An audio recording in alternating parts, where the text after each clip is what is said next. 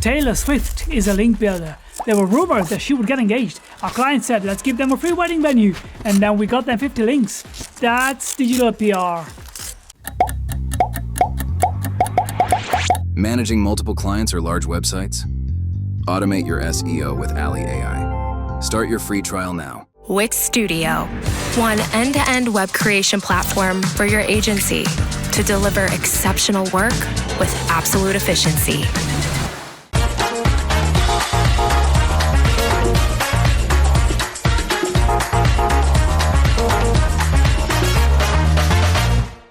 All right.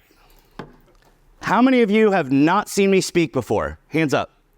Oh, most of you. Okay. I go real fast. It doesn't say, how many slides does this say? Oh, there's no way that's right. That says 175 slides. That's not me. They probably put them all together. I got like 100 slides to go through. It's really fast. But for those of you that have seen me, you know, this isn't really a good title slide. So this is the real title slide because I got to do the movie stuff, right? She already gave me my intro. I do always like to point out I have a weekly video series called Local Search Tuesdays. You can check it out every Tuesday. It comes out in the afternoon for you because it comes out in the morning for us in the States. It's short 3 to 5 minute clips that are specific to local SEO tactics to help you be better and keep up with news. It's a lot of fun. This is a fun picture of me speaking at MozCon. I really do get to have a pretty cool life. I'm lucky enough to get to speak at conferences all over the world. I'm going to Bali in December for a conference there. 2 years ago, I spoke at 32 conferences in 1 year. This year, I'm only going to do 16, which is still a lot, but it's half of what I usually do. But a lot of the conferences that I do are in the States.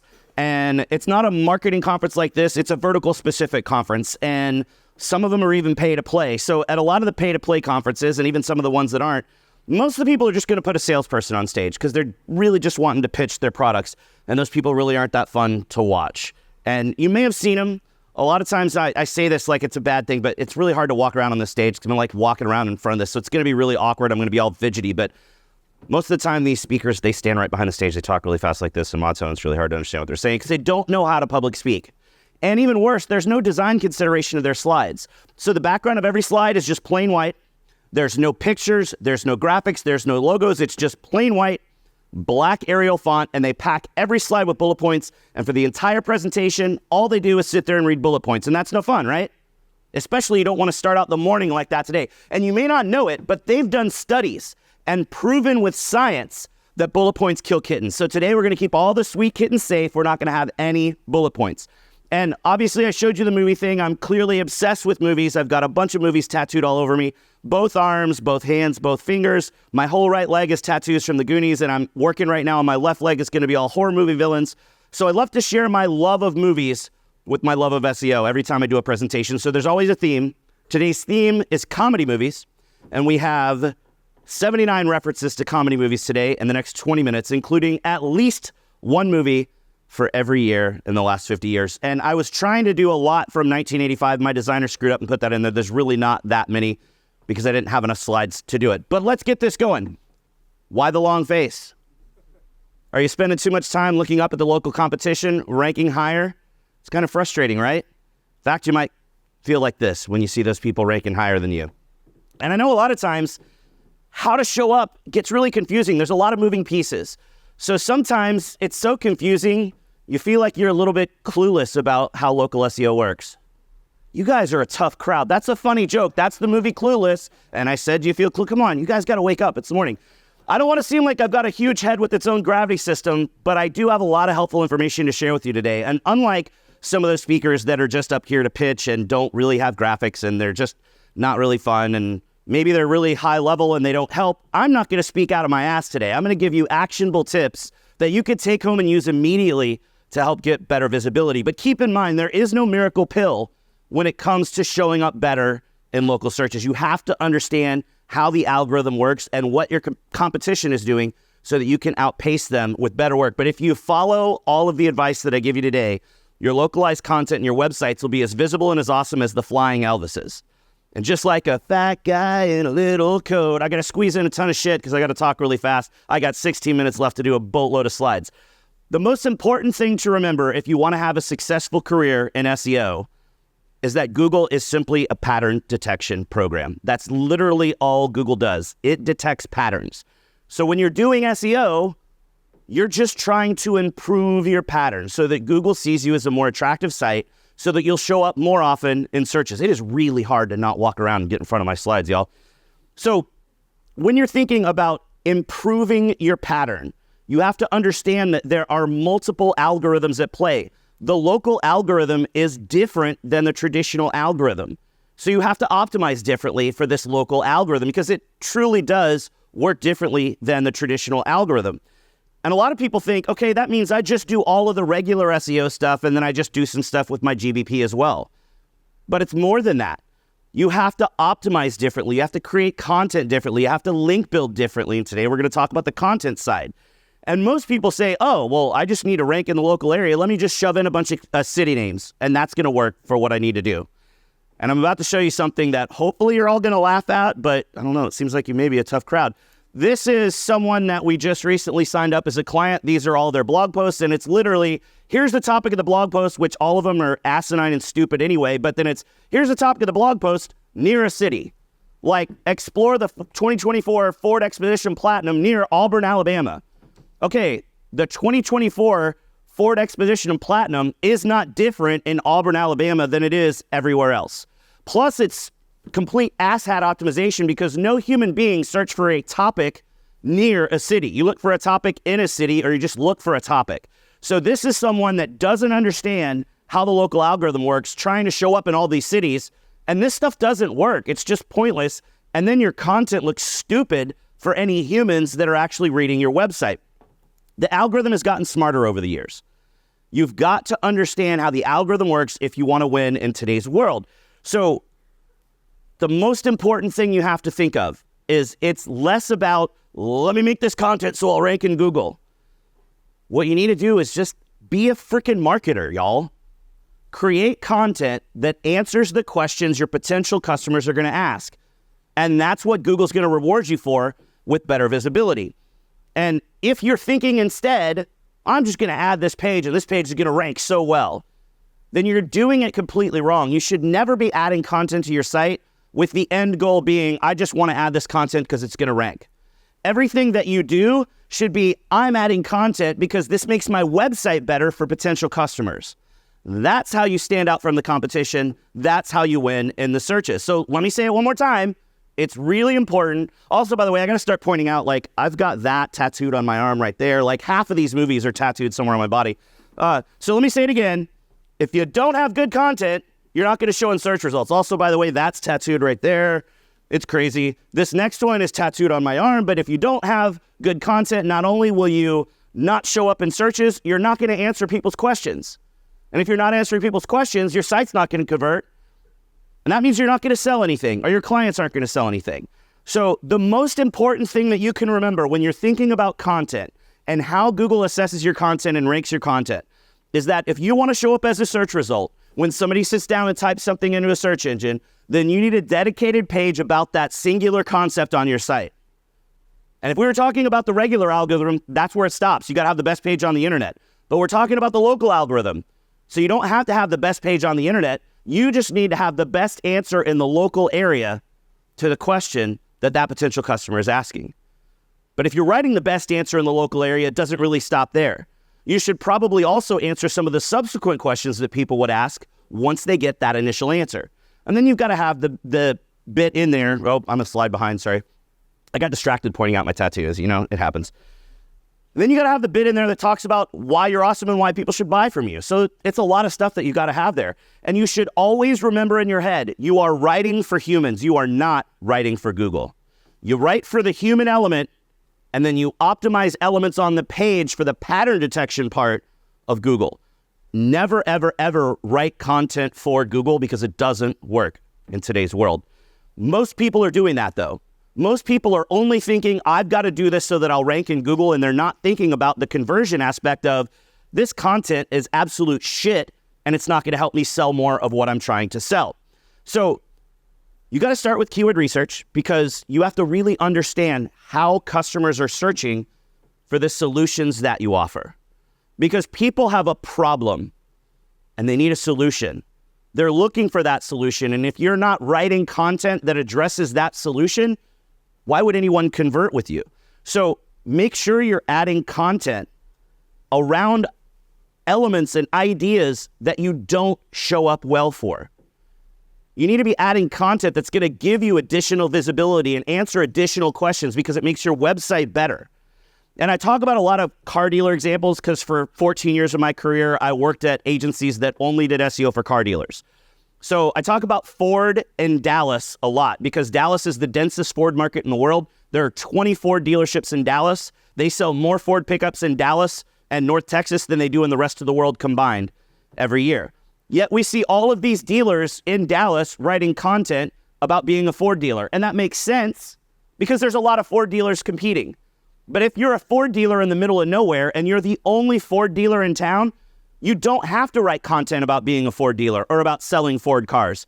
Because from the pattern detection side, you're the only answer. There is no competition for you. So you're wasting time adding content around your brand if you're the only option and you're going to show up immediately.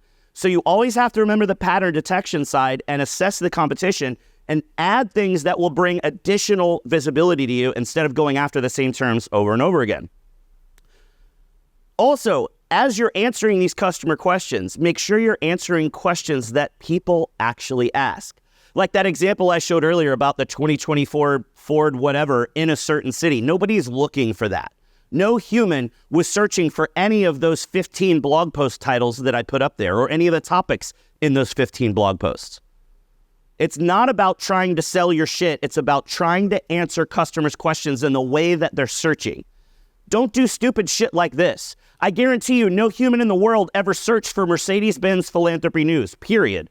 But they for sure didn't search for Mercedes-Benz philanthropy news in Chambersburg, Pennsylvania. And they didn't search for Mercedes-Benz philanthropy news in Hagerstown, Maryland. And this stupid car dealership does these 3 cities for every blog post, and they just change the name of the city out because that's how you do local SEO. Doesn't work. You have to understand the difference between implicit and explicit searches. So for those of you that are newer, I'm going to explain it. Everybody else, just watch the movies for a minute. Implicit searches don't include a geo modifier. Let's say I want to go get fish and chips tonight. I would just search fish and chips. That's an implicit search. An explicit search includes a geo modifier. I want fish and chips in Brighton. And visibility for that base concept of fish and chips will be different based on how that particular user is searching. Your visibility is different between implicit and explicit, and you need to understand that. Also, unless there's just no competition in your vertical in that market, don't try to optimize for near me. Because you look like a jackass when you're like, are you looking for a dentist near me on your website? Because that's not even correct grammar for how your customers are going to be reading your content. It looks stupid, right? It's horrible. So don't do it. Because also, it's an explicit search. When a user says, I need this topic near me, Google's not going to show a search result because it has near me on the page. They're explicitly telling Google, I want stuff that is physically close to me in the real world. If you're physically close to them and you're the closest option, you're going to rank anyway, not because you said near me on the page. If you're not close to them, you're not going to rank no matter what you do. So don't do jackass stuff like that on your site. The main menu section of your site, the main product and service pages, should always be optimized around the city that you're actually located in. Don't try to add in 15 different cities in your title tag. You're not going to rank for 15 different cities. Your main products and services should always be the city that you're located in. If you do want to target other areas outside of your primary market, then you need to use either city pages if there's not a lot of competition, or local content silos if there is a lot of competition.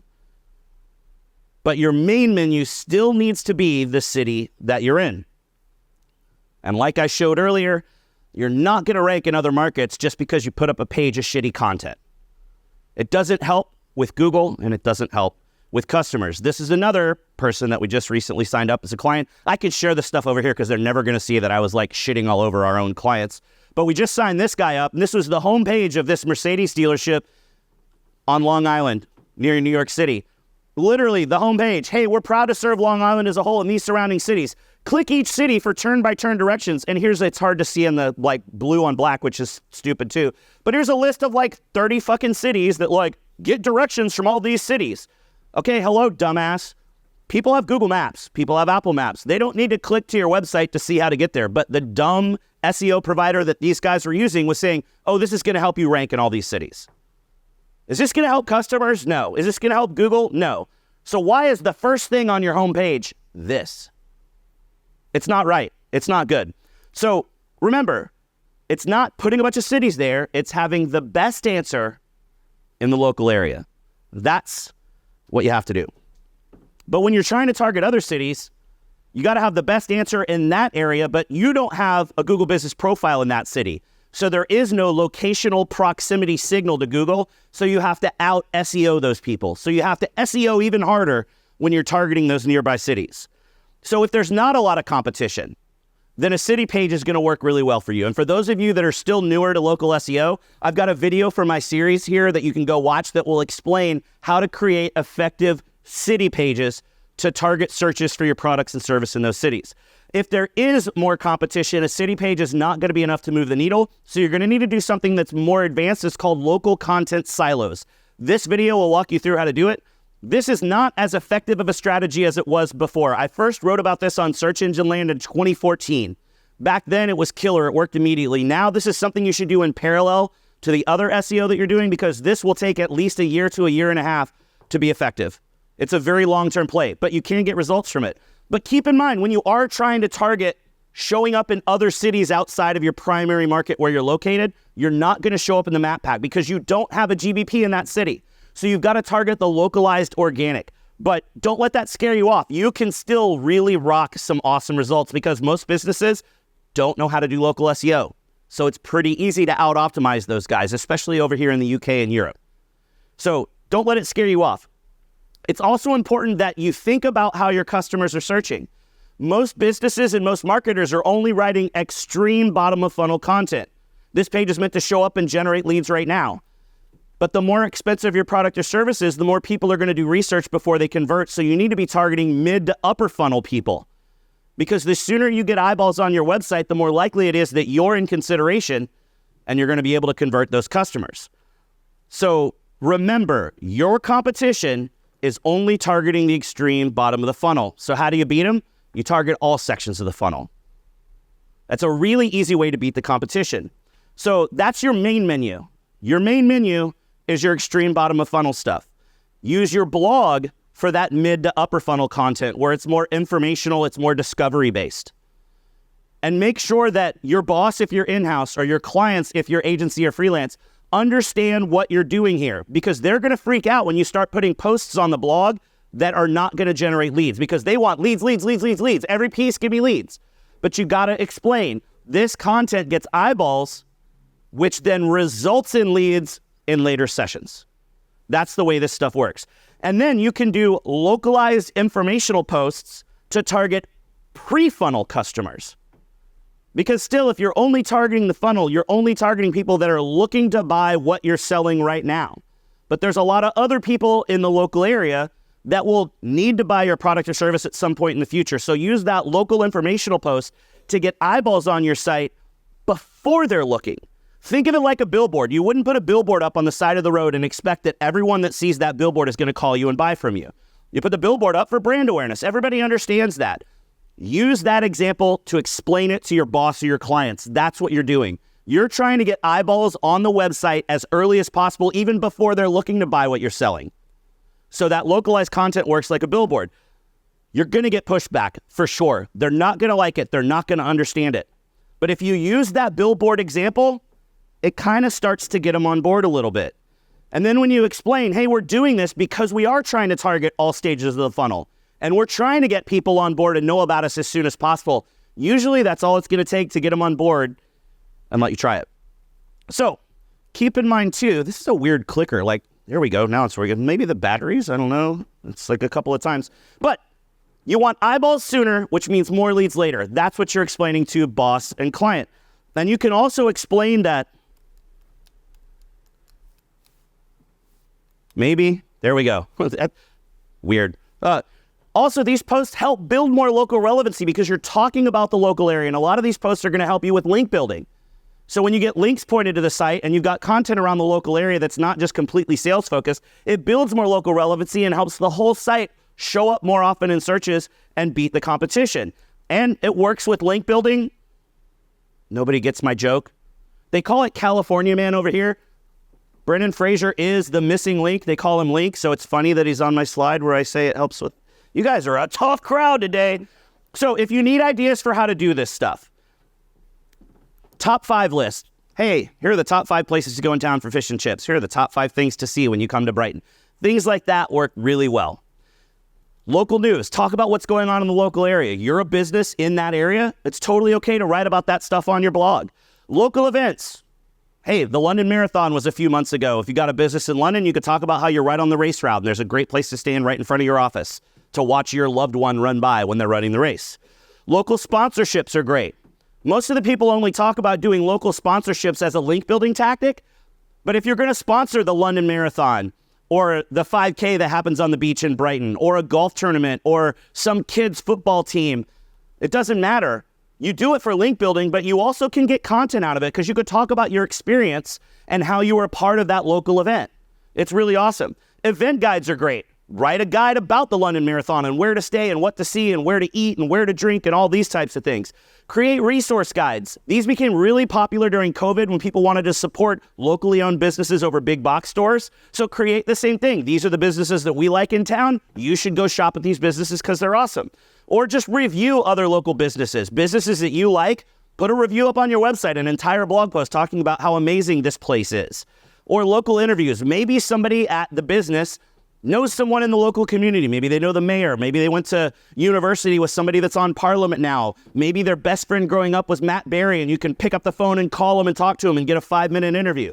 These things work really well as localized content. Or just frequently ask questions about the local area. Or if you don't want to write all this stuff, find other people that are writing this stuff and just create blog posts that are aggregating other content and sharing that other content, because that still results in links and local information. This stuff really does work if it's executed well. This is a blog post that we have a guy in Laguna Beach, California, that all he does is teak decks. So all the super rich LA people want to have teak for the wood on their decks. That's all this guy does. So we wrote this post about restoring your teak if you've got a teak deck.